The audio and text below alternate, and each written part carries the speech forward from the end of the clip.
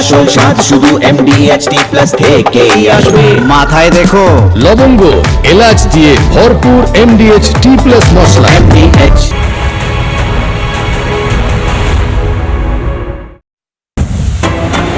শুরুতে যে খবর আমরা নজর রাখবো, সোহম চক্রবর্তীর বিরুদ্ধে থানায় অভিযোগ। চারু মার্কেট থানায় অভিযোগ দায়ের। প্রাক্তন বিধায়ক সোহমের বিরুদ্ধে জালিয়াতির অভিযোগ, জামিন অযোগ্য ধারায় মামলা দায়ের।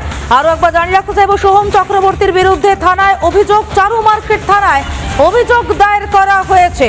প্রাক্তন বিধায়ক সোহমের বিরুদ্ধে জালিয়াতির অভিযোগ, জামিন অযোগ্য ধারায় মামলা দায়ের করা হয়েছে। বিস্তারিত জানবো, আমাদের সঙ্গে রয়েছেন ডেপুটি এক্সিকিউটিভ এডিটর স্বর্ণালী সরকার। স্বর্ণালী,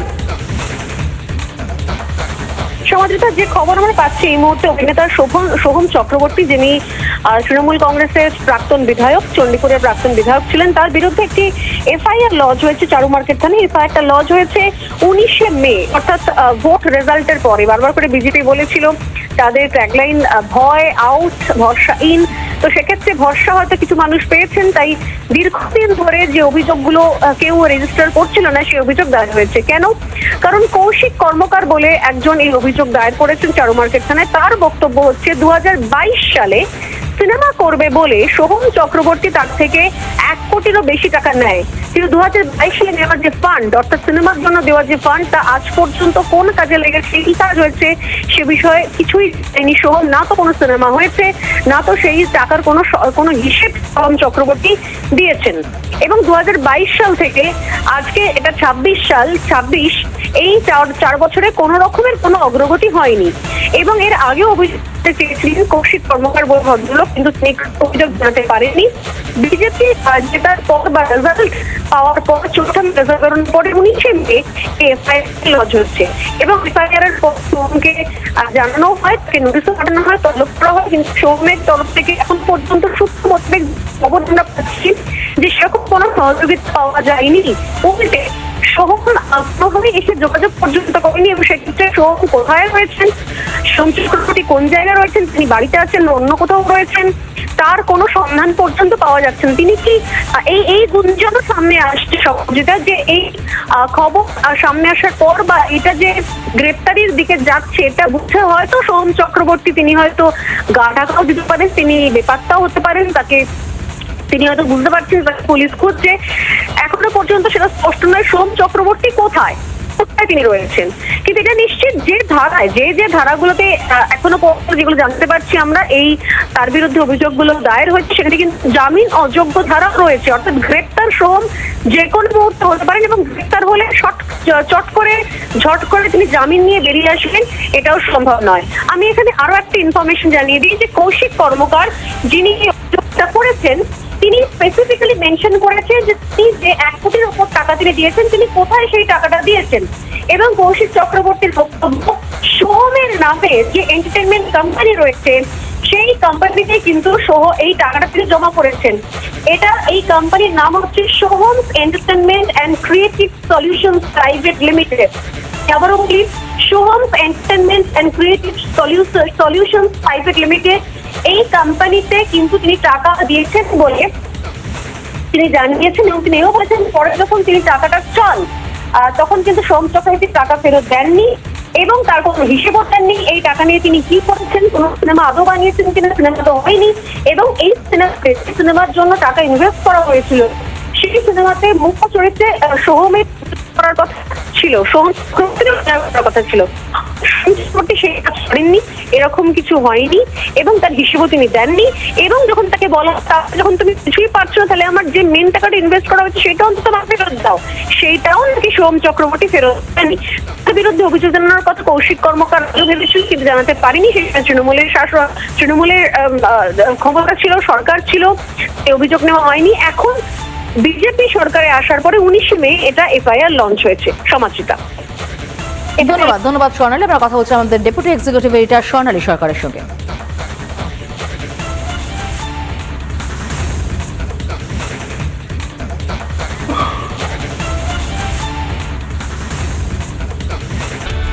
বাংলার খবর কেতে এবার নজর বাংলার উন্নয়নের খবরে। বঙ্গ সফরে রেলমন্ত্রী অশ্বিনী বৈষ্ণব এবং এখানে এসে উন্নয়নের জন্য এক গাদা প্রকল্পের কথা বললেন, 1 লক্ষ কোটিরও বেশি বিনিয়োগের কথা বললেন, 102টি অমৃত ভারত স্টেশনের আধুনিকীকরণের কথা বললেন এবং বললেন তৃণমূল আমলে থমকে থাকা সমস্ত রেল প্রকল্প এবার গতি পাবে, এবার রেল প্রকল্পে দৌড়াবে বাংলা।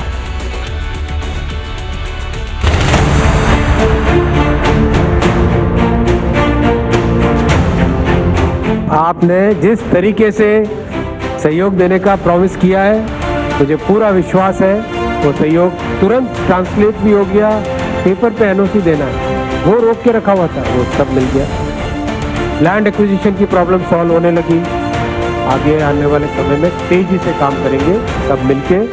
রেলওয়ে নেটওয়ার্ককে গোটা পশ্চিমবঙ্গে পৌঁছে দেওয়ার জন্য মাননীয় রেলমন্ত্রী অশ্বিনী বৈষ্ণবজির যে বিশেষ মিশন এবং রেলওয়ে বোর্ড যে প্রজেক্টগুলো অ্যাপ্রুভ করেছে, অ্যাপ্রক্স 61 জমি আমরা পারচেজ করে রেলকে হ্যান্ডওভার করব। যেখানে যেখানে প্রয়োজন রেল যেমন যেমন সহযোগিতা চাইবে সেটা আমাদেরকে করতে হবে।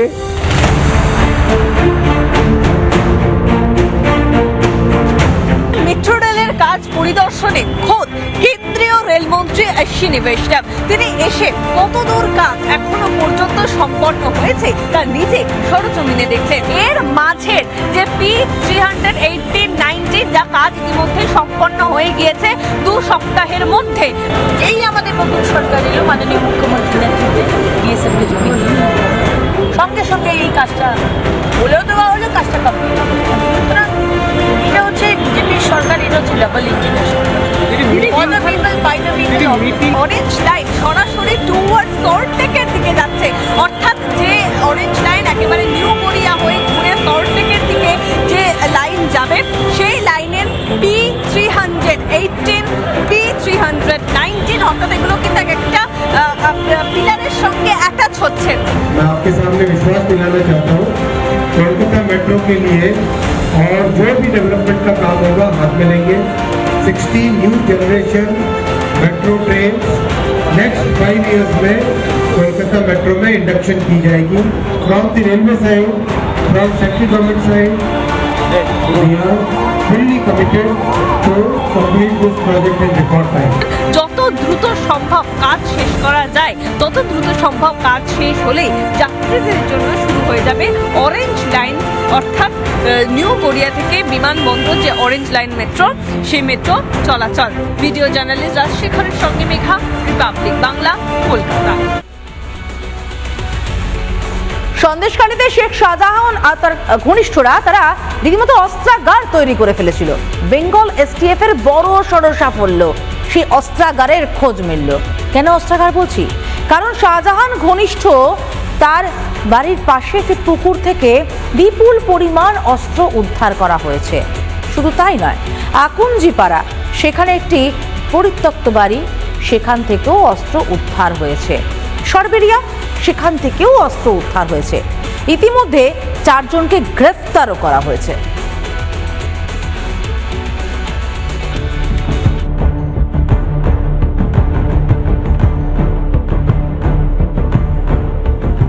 শাহজাহান ঘনিষ্ঠ মণিপুর এলাকার তৃণমূল নেতা গোপাল দাসের পুকুর থেকে বিপুল পরিমাণে আগ্নেয়াস্ত্র উদ্ধার করলো এসটিএফ। ঠিক এই পুকুর, এই গোপাল দাসের এই যে পুকুর, এই পুকুরের মধ্যেই কিন্তু ডোবানো ছিল একাধিক আগ্নেয়াস্ত্র। এসটিএফ সূত্রে যেটা খবর, 17টি বড় অত্যাধুনিক মানের আগ্নেয়াস্ত্র এই পুকুর থেকেই উদ্ধার করা হয়েছে। একাধিক তৃণমূলের কর্মী নেতাদের বাড়িতে কিন্তু ইতিমধ্যে তল্লাশি চালাচ্ছে এসটিএফ এবং রাজ্য পুলিশ। এসটিএফ তৃণমূলের পঞ্চায়েত প্রধান প্রসেনজিৎ গাঙ্গুলি এবং তৃণমূল নেত্রী রৌফান্না বিবির বাড়িতে তল্লাশি চালায়। তারপর এসটিএফ সন্দেশখালী 1 নম্বর ব্লকের অন্তর্গত সরবেরিয়া এলাকায় একটি পরিত্যক্ত বাড়ি থেকে কিন্তু 5টি আগ্নেয়াস্ত্র উদ্ধার করেছে। এই যে বাড়িটি, ইতিমধ্যে কিন্তু বাড়িটিকে কিন্তু ঘিরে রাখা হয়েছে। নির্মীয়মান একটি পরিত্যক্ত বাড়িতে, সেই বাড়িটির মধ্যে কিন্তু আগ্নেয়াস্ত্র ছিল বলে দাবি। সেখান থেকে কিন্তু আগ্নেয়াস্ত্র উদ্ধার করেছে। ম্যাটার অফ ইনভেস্টিগেশন, এটা সবাই রেড চলছে। লেটাস মানে কমপ্লিট দিস, অ্যাকিউজডদেরকে প্রপারলি ইন্ট্রোগেট করে পুরো চেনকে আমরা আনার্থ করে বার করব। শেখ শাহজাহানের এরা completely known associates of Sheikh Shahjahan, আজকে নেই, দীর্ঘদিনের নোন অ্যাসোসিয়েটস আছে, ওনাদের সঙ্গে মিলিয়ে এটা অ্যাক্টিভিটি হতো। এখনো পর্যন্ত আমাদের কাছে 18টা আর্মস আছে, আমাদের এখনো রেড চলছে, 4 জন মূলত অ্যাকিউজড এর মধ্যে অ্যারেস্ট করা হয়েছে, আর এর মধ্যে আমাদের এখনো রেড চলছে, আমাদের টিমস এখনো বাইরে আছে, অনেকই লোকেশন অনেকই খবর আমরা পাচ্ছি। সন্দেশখালী আগ্নেয়াস্ত্র উদ্ধার কাণ্ডে এসটিএফ এবং রাজ্য পুলিশের যৌথ অভিযান চালায়। যৌথ অভিযান চালিয়ে সরবেরিয়া থেকে রমজান মোল্লাকে কিন্তু গ্রেপ্তার করে। গ্রেপ্তার করার পরে রমজান মোল্লার বাড়িতে তারা তল্লাশি শুরু করেছে। বাড়ির ভিতরে কোনো অবৈধ অস্ত্র বা অবৈধ কোনো কিছু জিনিসপত্র আছে কিনা এই রমজান মোল্লার বাড়িতে, তার কারণ এই রমজান মোল্লা হচ্ছে শেখ শাহজাহানের একদম ঘনিষ্ঠ, শেখ শাহজাহানের কিন্তু আত্মীয়। সে পুকুরের ভেতরে অস্ত্র পুঁতে রেখেছে। দেখো, তৃণমূল না থাকলে অনেক কিছু জানতে পারতাম না। আমার বাপ ঠাকুরদা বলেছিল, যখনই হাত খরচার পয়সা চাইতাম বলতো টাকার গাছ আছে। এরা টাকার গাছও দেখিয়ে দিয়েছে। এরা ওই জমির ভেতরে পাটের খেতে টাকা পুঁতছে, পুকুরের ভেতরে মাছের বদলে অস্ত্রের চাষ করছে। Hats off Mamata Banerjee. এলাকার বাসিন্দারা যেটা দাবি, এই এলাকায় কিন্তু এখনো পর্যন্ত প্রচুর পরিমাণে আগ্নেয়াস্ত্র আছে। এই ঘটনার পরে পুলিশ কি উদ্ধার করে এই বাড়ি থেকে, সেই দিকে তাকিয়ে রয়েছে গোটা এলাকার বাসিন্দারা। সন্দেশখালী থেকে অর্ণব মৈত্র, রিপাবলিক বাংলা।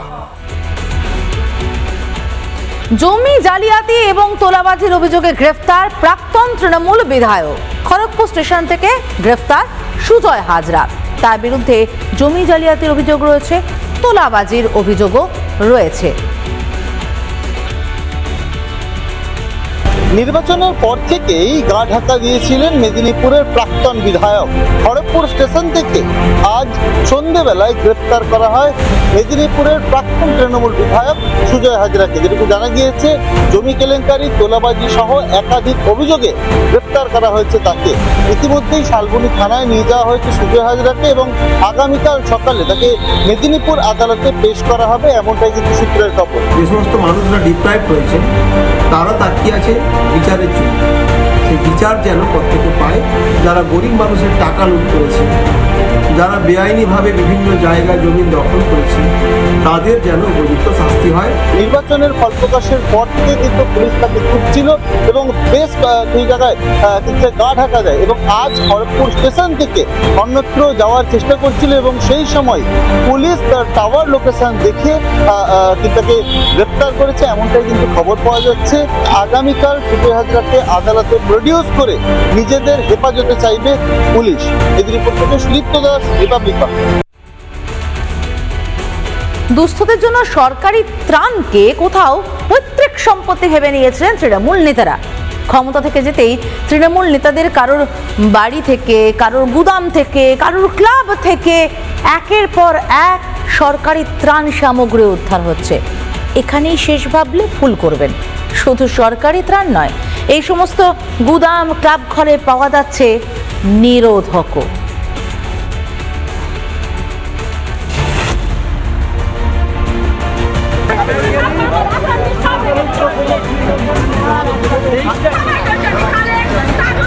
স্কুল মাঠের এই যে ক্লাব আছে, টিএমসি নেতারা এতদিন, মানে টিএমসি ছেলেপোড়ারা এতদিন এই ক্লাব চালাতো।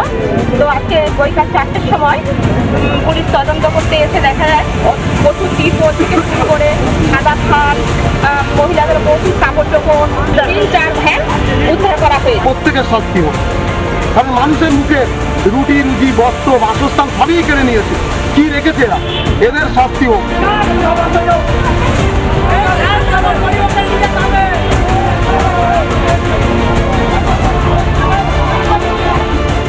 এই আমাদের যে বিধায়ক নবীন চন্দ্র বাগ, ওনার বাড়িতে সাদা কাফন পাওয়া গেছে। ওইগুলো নাকি আমাদের যে বিজেপির কার্যকর্তারা ছিল তাদেরকে হত্যা করার পর তাদের বৌদিকে বাড়ির থেকে গিফট দেওয়া হতো। তাই এই যে কাফন পাওয়া গেছে, এর জন্য পুলিশ প্রশাসনের কাছে আমাদের অনুরোধ যে ওকে অ্যারেস্ট করা হোক। যে বিধায়ক কার্যালয়ে কন্ডম প্যাকেট, প্রচুর পরিমাণে কন্ডমের প্যাকেট, তো প্রত্যেকটা বিধায়ক কার্যালয়ে আজ সন্দেশখালী থেকে শুরু করে আমরা দেখলাম মমতা ব্যানার্জির রাজত্বকালে প্রতিটি কার্যালয়ে এই বেতাজ বাদশাহ শাহজাহান থেকে শুরু করে সকলেরই এই একই কুকীর্তি।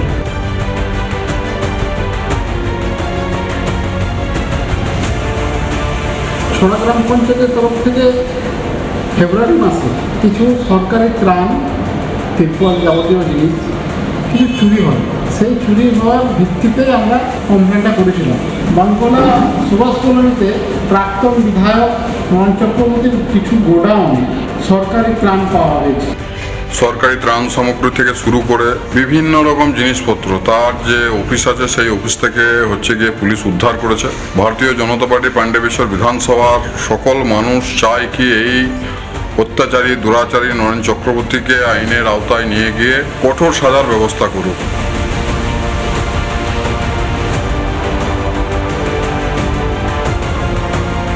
পাঠানখালীতে শাসন এবং শোষণ করে এসছে সুবির আলী ধানগুলোকে ঝোড়ো ঢালে যে এতটা সন্ত্রাস করেছে ধারণার বাইরে, জমি লুট করেছে, খুন করেছে, ধর্ষণ করেছে, প্রতিটা ক্ষেত্রে উনি কিন্তু প্রতিটা মানুষের অন্তর্ভুক্ত করে এসেছে এবং লাল চক্ষু দেখে এসছে। তার সত্যত্ব প্রমাণ এটা দেখে আমাদের সাধারণত গরিব মানুষের এই ত্রাণটুকু কিন্তু পর্যন্ত গরিব মানুষকে দেয়নি।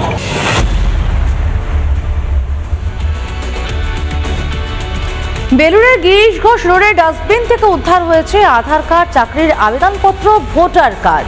রাতের অন্ধকারে সেগুলো কাউন্সিলর সীমা ভৌমিক ফেলে রেখে গিয়েছে বলে অভিযোগ উঠছে এবং সে ছবিও সমাজ মাধ্যমে ভাইরাল। একের পর এক জেলাতে কোথাও পাওয়া যাচ্ছে আধার কার্ড, কোথাও ভোটার কার্ড, কোথাও বা রেশন কার্ড। ঠিক এই জায়গা সকাল থেকেই ছিল একেবারে আধার কার্ড, ভোটার কার্ড সহ একাধিক জিনিসপত্র। কারণ যেটা জানা যাচ্ছে পাশেই তৃণমূলের কার্যালয় এবং সেই তৃণমূলের যে কার্যালয় ঢিলছড়া দূরত্ব, সেখান থেকে পাওয়া গেছে আধার কার্ড এবং তার সঙ্গে পাওয়া গেছে রেশন কার্ড সহ একাধিক জিনিসপত্র। হতে পারে ওনাদের মনে ভয় ছিল যেতে মানুষ কোনো সময় আমার অফিসে গিয়ে এরকম দেখতে পারে, চেক করতে পারে, যেতে উনি ভয় খেয়ে এইসব রাতে অন্ধকারে করেছে। মানুষের রেশন কার্ড যা মানুষের যার আছে তার কাছে পৌঁছানো, তার সাথে সাথে এর উপরে আইনি ব্যবস্থা নেওয়া হোক। পরিত্যক্ত ডাস্টবিন এবং সেই জায়গাতে রাস্তার ওপরেই একেবারে ফেলে রেখে গিয়েছিল আধার এবং ভোটার কার্ড এবং চাকরির নথি নেওয়ার সমস্ত জিনিসপত্র তারা উদ্ধার করে। তবে এই ঘটনা যখনই ছড়ায় সঙ্গে সঙ্গে এলাকার স্থানীয় পুলিশ থেকে এবং স্থানীয় মানুষজনেরা তারা ঘিরে ধরে যে এই এলাকায় তৃণমূলের পতাকা সহ একাধিক জিনিসপত্র খেয়ে ফেললো।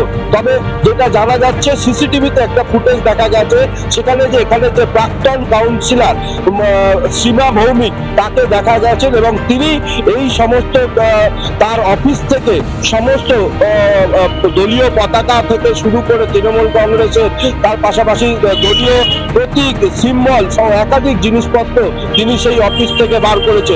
হাওড়া থেকে প্রসেনজিৎ অধিকারী রিপোর্ট, রিপাবলিক বাংলা। সাঁথিয়া পুরসভা 15 নম্বর ওয়ার্ডে তৃণমূলের পার্টি অফিস থেকে ঢিলছড়া দূরত্বে উদ্ধার হলো রেশন কার্ড। উদ্ধার করে নিয়ে গিয়েছে সাঁথিয়া থানার পুলিশ। কেন, কারা এগুলো ফেলে রেখে গিয়েছে তা নিয়ে শুরু হয়েছে তদন্ত।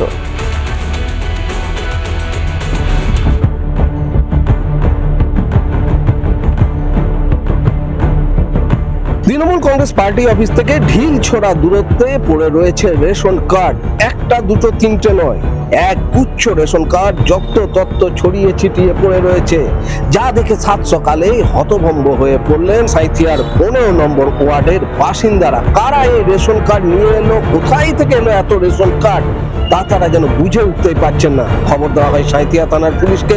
পুলিশ ঘটনাস্থলে যায় এবং সেই রেশন কার্ডগুলো একটা দুটো করে তুলে বাজেয়াপ্ত করে এবং এই ঘটনার পর রীতিমতো চাঞ্চল্য ছড়িয়েছে। আমি এলাম, ছেলেগুলো দাঁড়িয়েছিল, দিয়ে আমি রাহুলকে বললাম কি হয়েছে রে, তা কি ব্যাপার? তারপর যে এখানে দেখো ফোন করেছে, যে আমি এলাম, দিয়ে কাট করে কে পেলে এগুলা, তো বলছে জানি না, না দেখ কি ব্যাপার, দেখ তাহলে কি কার্ড পড়ে আছে, রেশন কার্ড গুলো কাদের জানি না। ঘুম থেকে উঠে দেখি যে এখানে অনেকগুলো রেশন কার্ড পড়ে আছে এবং যারা কাজ করছিল তারাই ডাকলো যে এরকম রেশন কার্ড পড়ে আছে। তারপর বাড়ি থেকে বেরিয়েছে, দেখি যে হ্যাঁ রেশন কার্ড পড়ে আছে এবং 10 নম্বর ওয়ার্ডের আছে, 5 নম্বর ওয়ার্ডের আছে, 2 নম্বর ওয়ার্ডের আছে, এটা 15 নম্বর ওয়ার্ড আছে। বেশিরভাগ দেখলাম তো আপনার 10 নম্বর 5 নম্বরের বেশি আছে কার্ড, 4 নম্বরের মোটামুটি কয়েকটাই আছে। বিজেপির দাবি তৃণমূল কংগ্রেসের যে পার্টি অফিস সেখানেই হয়তো এই রেশন কার্ড রাখা ছিল, এখন বিপদ বুঝে সেগুলো রাস্তার পাশে ফেলে দিচ্ছে এবং ভয় স্থানীয় বাসিন্দারা যদি জানতে পারে সেক্ষেত্রে আবার প্রতিবাদের মুখে পড়তে হবে, আবার ডিম থেরাপি হতে পারে। এমন সম্ভাবনা থেকেও কিন্তু বেশি দূরে না গিয়ে ঢিলছোড়া দূরত্বে, পার্টি অফিসের ঢিলছোড়া দূরত্বেই ফেলে দেওয়া হয়েছে এমন সম্ভাবনার কথা বিজেপি বলছে। আর এই ঘটনাকে কেন্দ্র করে রীতিমতো চাঞ্চল্য ছড়িয়েছে সাঁইথিয়া শহরে। বীরভূম থেকে ভিডিও জার্নালিস্ট কাজলের সাথে মনোরঞ্জন, রিপাবলিক বাংলা। স্বাস্থ্য আর নিউট্রিশন পাবে, শরীরও স্ট্রং হবে, অল্প খেলেই পেট ভরে, ডাইজেশন ঠিক রাখে। MDH সোয়াটিন আসল প্রোটিন।